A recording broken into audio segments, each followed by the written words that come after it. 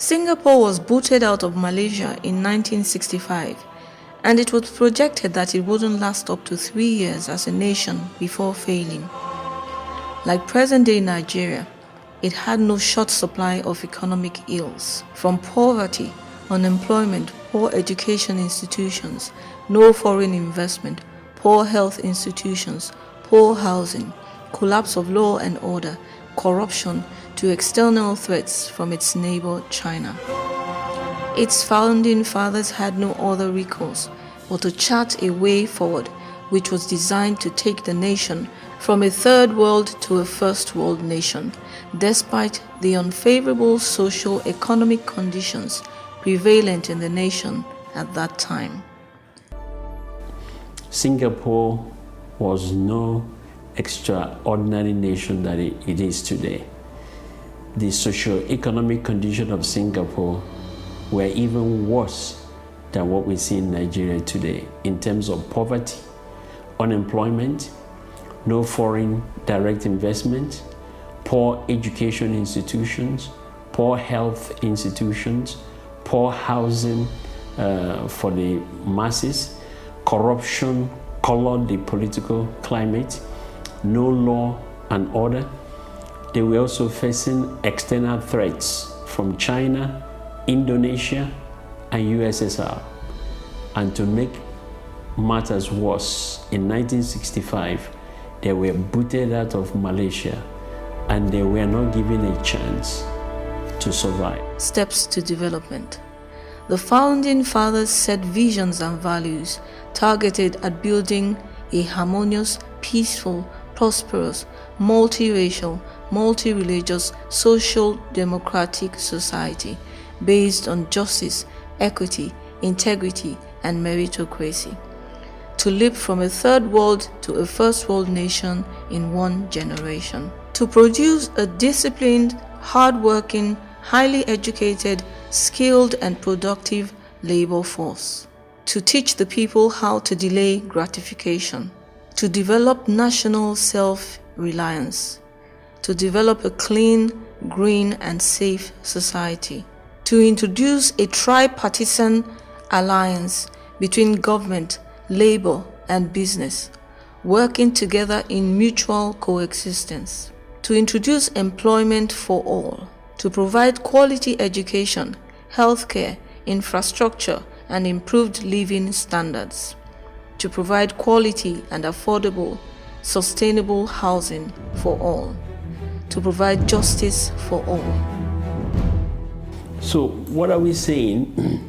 It doesn't matter how bad things are. The first thing that leaders must do is to craft a vision, a clear vision of the future, and then develop a master plan, and then thirdly, build the institutions that will make those policies to become reality. For the purpose of industrialization, they designed a master plan for the whole nation and decided to put every square inch of land to use, including swamps. They set up different development boards, which were put in place to oversee the effective implementation of the master plan. If you have a vision and you don't write it down and you don't consistently pursue it, you will not get there.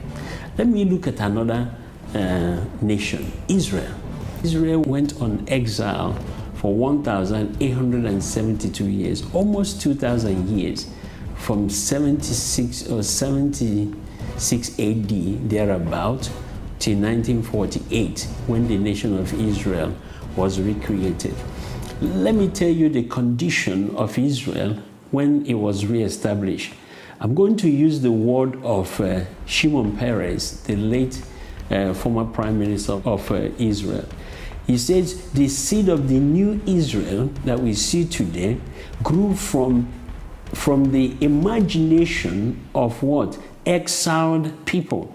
In other words, the current Israel we see today was first of all formed in the imagination of their exiled fathers who were longing to create a nation.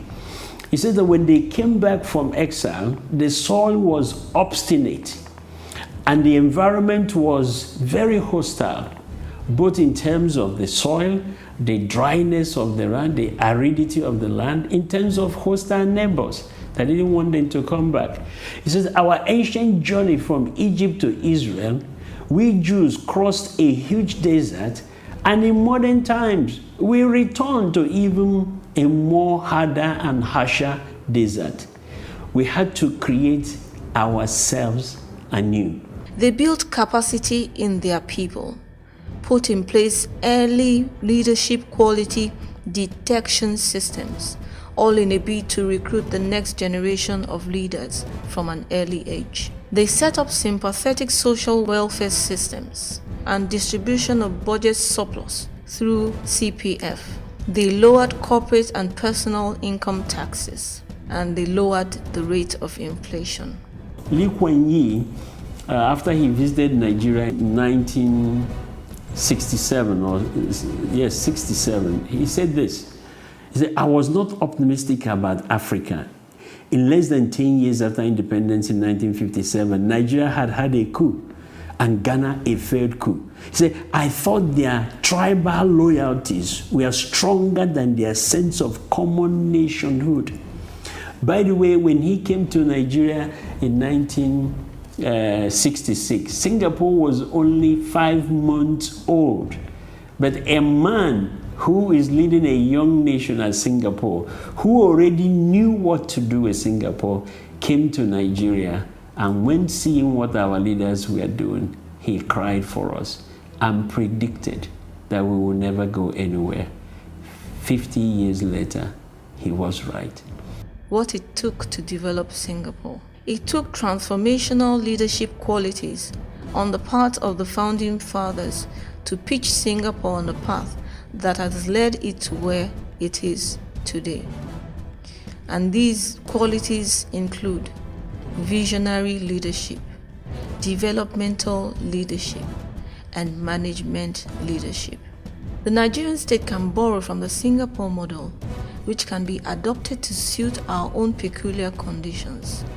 These values can be obtained from the national anthem and used as guidelines for national rebirth and development.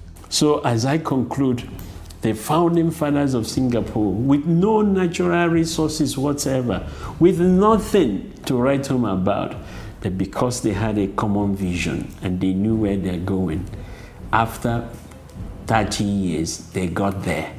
But Nigerian founding fathers, because even though they were fighting for independence, they never really had a plan how to build a common nation. Their self-interest, their hatred for each other, all those vices that they should have set aside and build a nation, eventually caught up with them.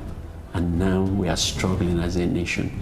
We need time. This is the season for new fathers who understand the art of nation building to rise up and craft a vision to bring about one nation that's bound in freedom, peace, and unity.